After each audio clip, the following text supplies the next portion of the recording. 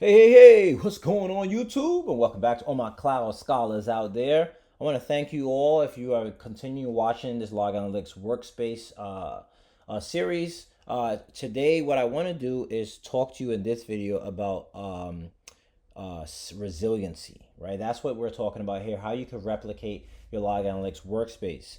And you see right here, these are some design options that you should think of when you are working with your Log Analytics Workspace. So we have the Azure tenants, some of the things you may ask yourself, or if you're looking as a consultant, you would ask the client, how many tenants do you have, just to kind of get a better understanding of the landscape. What regions are you allowed to provision your resources? Yeah, it might be some compliance reasons why you might not be able to do it outside of the United States or whatever country or region that you're at. Then you want to think about data ownership. And, we kind of talked a little bit about that with the rules. And then cost commitment tiers. How does that play out in terms of cost? Data access, RBAC, and then the modes that you would have for it, whether it's workspace or resource context mode. And then we have resiliency, which we haven't talked about, which this video is going to be going into. So we're talking about replication, resiliency. First, just so you know, the secondary workspace is not viewable in Azure. Secondary workspace is known as a shadow workspace. Once enabled, Azure Monitor sends your new logs ingested to your secondary workspace. Logs ingested before the replication won't show in the secondary workspace. So if you had your logs for a month, let's say you had it for the month of January, and then you said, oh, I want to do a replication, and you do it on February 1st, everything in January will not show up in the shadow workspace. So on February 1st, everything will show up in the shadow workspace and go there because that's when you enable the log. So anything before won't show. Everything once the log replication is put in forth, then it would work.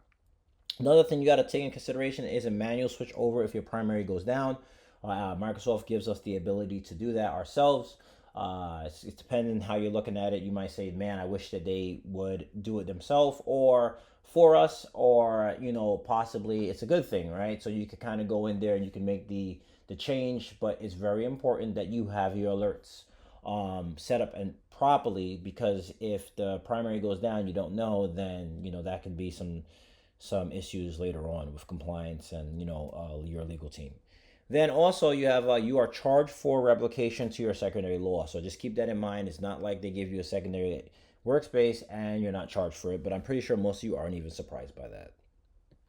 Okay, so the next thing we're going to talk about is some of the actions and the permissions you need. So up here, enable workspace replication, you have the Microsoft Operation Insights workspace right, and then you also have to switch over and switch back. You have all these different permissions that you are required in order for you to be able to do this successfully.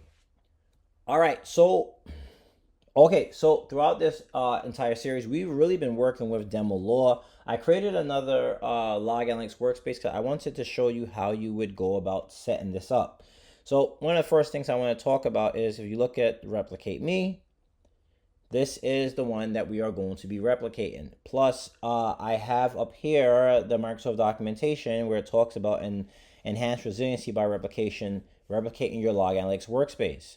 So we are going to need, in order for us to do this, let me come down here, and this is your region. So let me come back up here. So this is the regions that you can have your workspace. So this could be your primary region, and then we could drop it into any one of these regions here. So I can do Canada Central, West US. It's totally up to you what you want, but this is our options that we have for a replicated state. So I might just go with West US. So let me, well, I don't need to copy it. I can just remember. And down here is where you would enable cluster replication. But what we want to do is enable workplace replication. So this is what we want to do. But this is a put command. Now, I will not act like I am an expert with put command. I actually have done this before with Azure CLI. But I thought, hey, it'd probably be cool to demonstrate this through Postman online. So that is exactly what I plan on doing right now. So in order for me to do my Postman, I need to first come up into my Azure CLI and I need to get my access token. So in order for you to get your access token, because you're going to need that, I'm going to do AZ account get access token -- resource https management.azure.com. Okay, so I got my access token. It gives me the time when that access token is going to expire. This is my bearer. And next thing I'm going to do is I need to now go into Postman and I need to open up a new HTTP request. So I come here, I'm going to do a new HTTP request. I need to make sure it is a PUT because that's what it shows here. This is a PUT. Then I need to get this URL and I need to modify it so that this way I have my correct information here. So what do I need to change? I need to change this section where it says the subscription ID needs to get changed. So I'm going to go ahead, backspace that, come back here, get my subscription ID, and then come over here. Then I need to change my resource name, resource group name, and I believe that this is in RG East US. Oh, it's not. It's a good thing I looked. So this is not in RG East US. This is in East US group. And then I need to change for my workspace name. I have this replicate me. So I'm going to come back over here. I'm going to backspace a little bit. And over here, I'm going to put the replicate me. So that is good.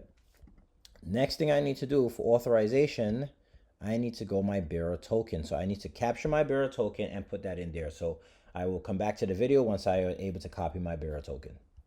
Okay, so now that I have my bearer token in here, the next thing I need to do is I need to put in my other information.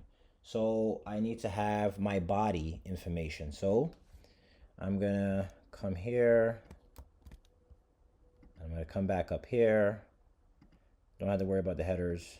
And I am going to make sure this is raw. And I'm going to put like this. And then what I'm going to do is for my secondary region, I'm going to say West US. And then my primary region, I need to put East US, which I believe that was the primary region. Yep, East US. And that is how you go about putting in your information within Postman. And then you can hit send. Okay, so now that we put that command in, as you can see in the body, we have some information. So let's go through this really quickly. So we got a 200, see, which that means successful, so that's good.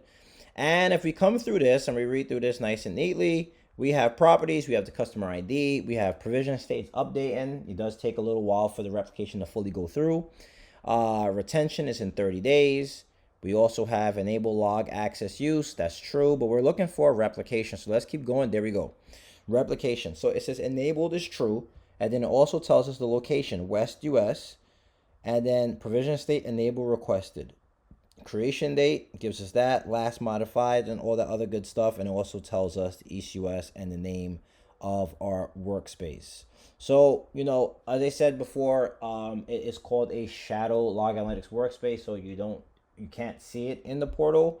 I did read somewhere that it would come up in your properties. I haven't seen it at all. I've just been using the commands for it in terms of the put commands and things of that nature. But there are Azure CLI commands that you can use as well if you don't really feel comfortable with Postman. I don't really use Postman a lot. I'll be completely honest with you. It took me a little while to kind of get that going. I used the Azure CLI and I was able to get it going. That's what I used for the original workspace. So this workspace here, I went through the Azure CLI and I got it going through, but the geek inside me wanted to see how it would work if I went ahead and I tried it any other way, right? So that's how I went ahead and did that. But just keep in mind, you are going to get billed for the secondary workspace.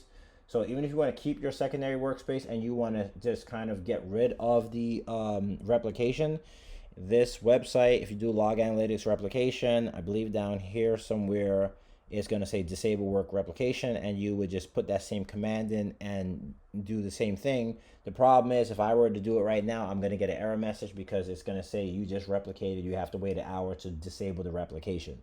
So this is it's the same command that we have. You have all the information like how we have up here. It's just now with this area, I would change it up and it would just look like this. So you'd copy it over and you do something like this. And then now instead of the state being true, it would be false.